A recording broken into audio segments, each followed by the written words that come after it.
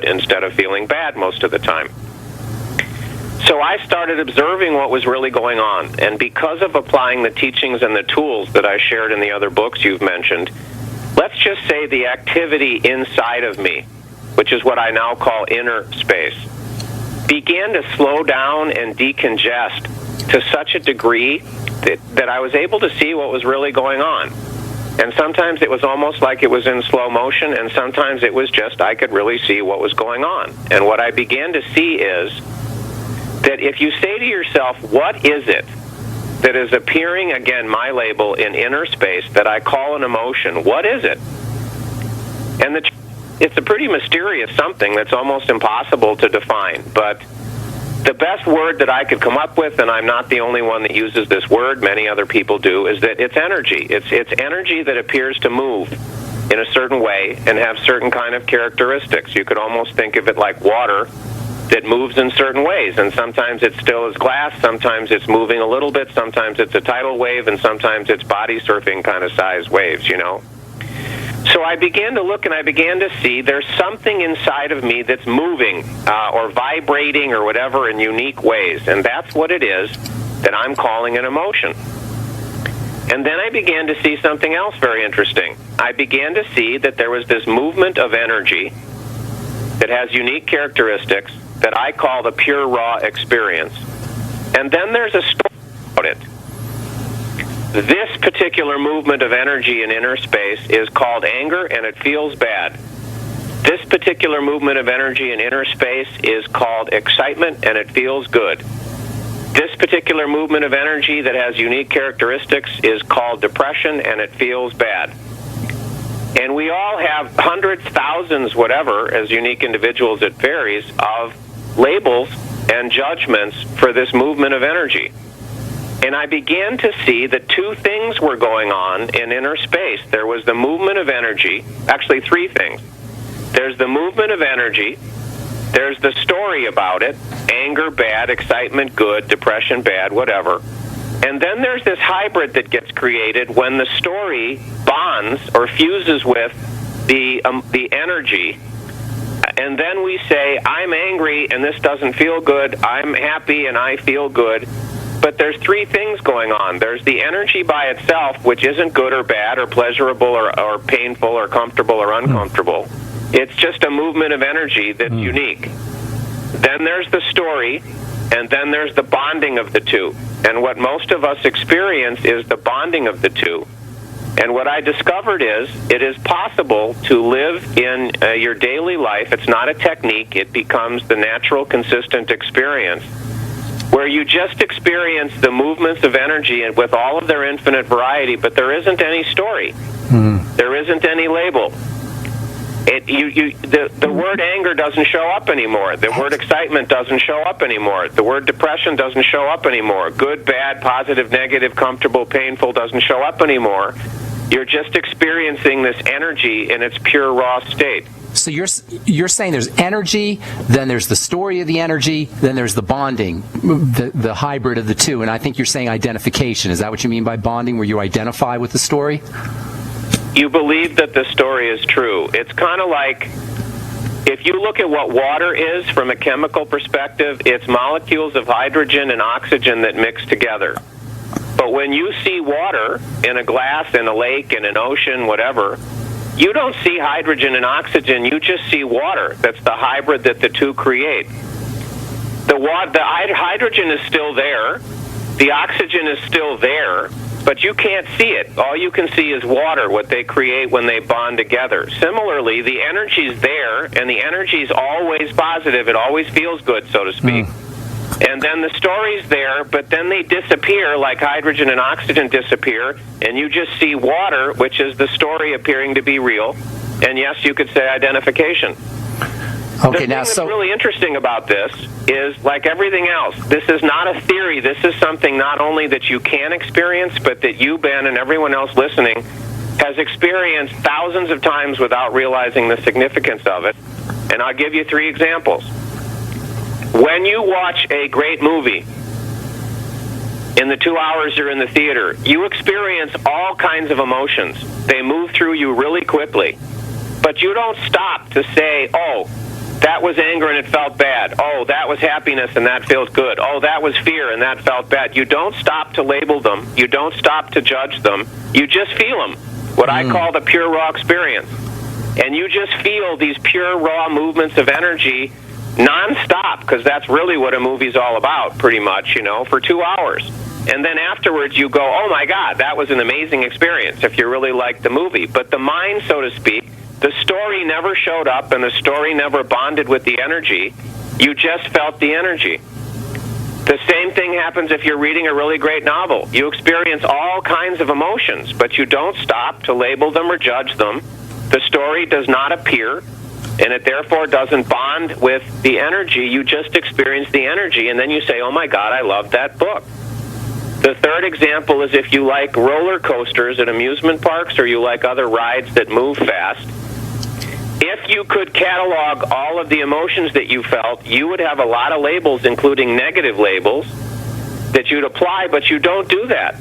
The story does not appear. It does not bond to the emotion. You just experience raw emotion for however long the ride is, and then if you liked it, at the end of it, you go, oh my God, that was incredible. I got to go do that again.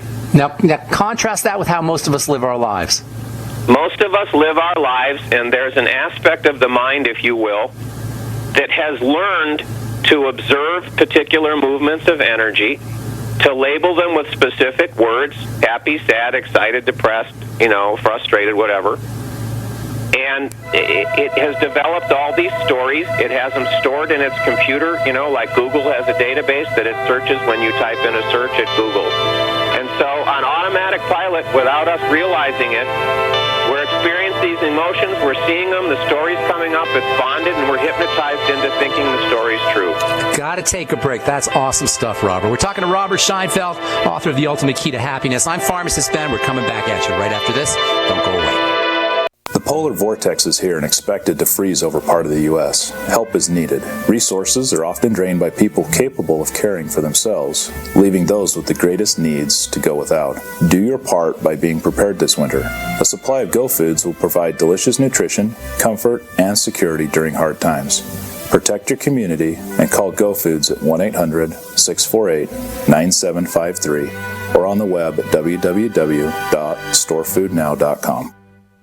Hi, this is Ted Anderson. Have you ever wondered why banks, stockbrokers, investment advisors won't talk about gold IRAs? They've been available since 1986, yet the financial industry won't recognize the value of gold for your retirement. Gold has outperformed paper investments, yet no word about IRAs. If you would like to have gold for your retirement, call 800-686-2237. Don't get left behind by rising inflation and low returns. Call 800-686-2237. Secure your future and call 1-800-686-2237. So we decided to upgrade the look of our home. Improve the curb appeal. We decided to add the look of stone to the exterior. We really like the stacked stone look. Yeah, but when I checked into the price, it was ridiculous. No way could we afford it. Then a friend told me about Genstone. Genstone. Genstone comes in lightweight panels made of polyurethane. They've actually engineered the hassle out of installation. No mortar, no mesh. It was easy. Even I could do it. We just screwed the panels to the wall and it looks like stone. I mean, it really looks like stone. Yeah, from the box to the wall in minutes. We love the look of our home now. And Genstone is durable, comes with a 25-year warranty, and offers additional R value for insulation. If you want the look of stone at a price you can afford, call Genstone at 855-955-STONE. Trust me, you'll save money. And you'll love the look. 855-955-STONE. That's 855-955-7866. Breakfast, lunch, and dinner. 3 square meals you'll need in an emergency. So the Freeze Dry Guys 3 square meal unit sale is just the ticket. A variety pack of tasty, nourishing breakfast, lunch, and dinner on sale now. Breakfast is Freeze Dry Guys' favorite. Hot oatmeal and sweet dehydrated bananas. Lunch is Mountain House freeze-dried hot macaroni and cheese and crisp green beans. And dinner is Mountain House long grain wild rice pilaf and hearty beef stew, vegetables, and gravy. Call Freeze Dry Guy and ask for details on the 120 26-serving 3-square meals unit. One case normally $164.37, sale price at only $138.90. Save over $25. Get 2 or 3 cases and save even more. Or ask about Freeze Dry Guy's Fall Chili Special. Always free shipping to the lower 48 states. Call 866-404-3663 or click freezedryguy.com. And hurry, the Fall Chili Special and 3-square meals unit are on sale while supplies last. From the Freeze Dry Guy, the finest freeze-dried and dehydrated foods available for long-term storage, period. Hi, this is Steve Sanchez, and based on a recent study, it was found that 57 million Americans had legal issues over the last 12 months, but only 60% of those studied sought out the services of a lawyer. Why? In a nutshell, affordability. Well, my friends at Legal Shield have created a solution that can help you not if, but when you need an attorney. For as little as $17 per month, Legal Shield will provide you unlimited access to qualified attorneys at an accomplished law firm for advice and counsel on legal issues, no matter how serious or trivial. For over 40 years and with 1.4 million families across North America, Legal Shield can help you, the loyal GCN listener. Representatives are standing by now to answer your questions, so call them now at 1-855-340-SAVE. That's 1-855-340-7283, or visit them at lsprotection.com. That's lsprotection.com. Results will vary from case to case. Free from the shackles of corporate America, we're the place for independent thinkers. GCN. All right, we are back for one last segment with Robert Scheinfeld, author of The Ultimate Key to Happiness and the Busting Loose series of books, The Invisible Path to Success, The 11th Element, and also has a neat blog, too. Robert, give out your website real quick before we run out of time. It's robertscheinfeld.com, and that's RobertSchein, F like Frank, ELD.com. RobertScheinfeld.com. And you have various programs that people can sign up for, classes that people can take online, correct? Yeah, I have a lot of online courses because I like to make what I do available to people all over the world without them having to travel. So usually I turn live events, but sometimes I do other things and I create online experiences. And then from time to time I do live events as well.